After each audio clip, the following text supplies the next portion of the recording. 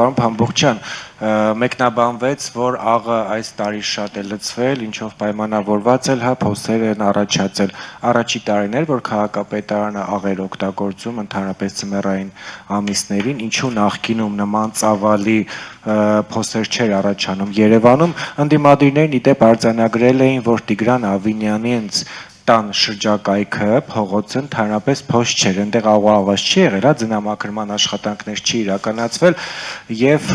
այնուամենայնիվ անպատասխանատու վարքագծի համար լինելու են մեղավորներ, պատժվողներ, ինչպես է դրսևորվելու ի վերջո մարդիկ վարորդներ այս բարագայում բազմաթիվ վնասներ են կրել, ով է փոխհատուցելու այդ ամենը եւ թեմայից դուրս, եթե կարելի է մեկ ճշգրտող հարց, մի շարք կառույցներ պետական բավականին բարձր պարգևավճարներ էին ստացել անցնող տարեվերջին Երևանի քաղաքապետարանում ինչպես են բաշխել գումարները, որքան պարգևավճար է ստացել Տիգրան Ավինյանը, նրա տեղակալները, այսինքն դուք եւ մյուս տեղակալը, շնորհակալ եմ։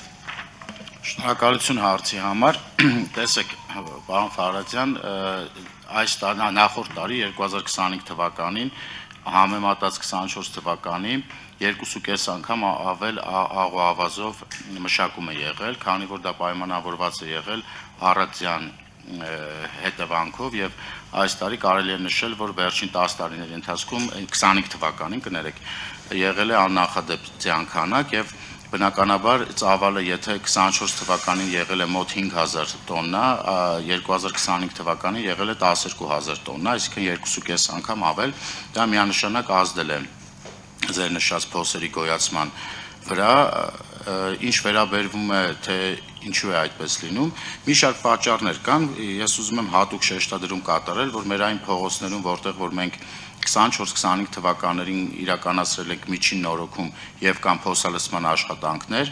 այդ հատվածներում գրեթե չկան փոսեր, այսինքն նույն աղու ավազը լցվել է նույն քանակի եւ առանց տարբերակելու թե ում տան դիմացն է եւ ում փողոցն է, նույնաչափ աղի մեքենա չի նայում թե սա այսինչ մարդու բնակարանն է կամ տունը նույն աղու ավազը լցվել է, այդտեղ պայմանավորված է նրանով, թե երբ ենք մենք այդտեղ իրականացրել փոսալցման աշխատանքներ կամ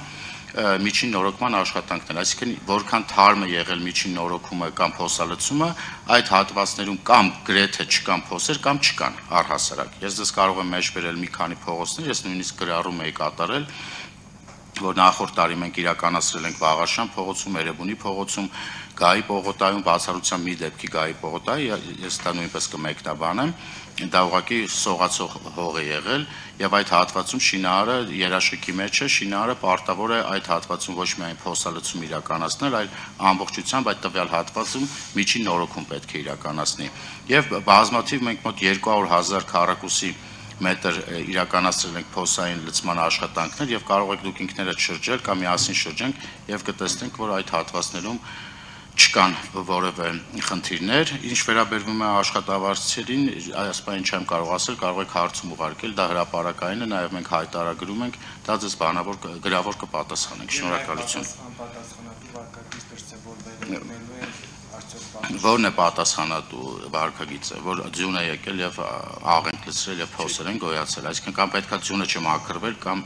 ես ուզում եմ հասկանալ որն է դրա պատասխանատվությունը։ Եթե ընդհանուր առմամբ վարորդներ կրել են վնասներ, բնական մեթոդ, բնական, այսինքն ստեղծված բնական իրավիճակով պայմանավորված տեղի եղել են փոսեր եւ նման ընթացակարգ ցավոք սրտի քաղաքապետարանը չունի։ Փոխհատուցման։ Շնորհակալություն։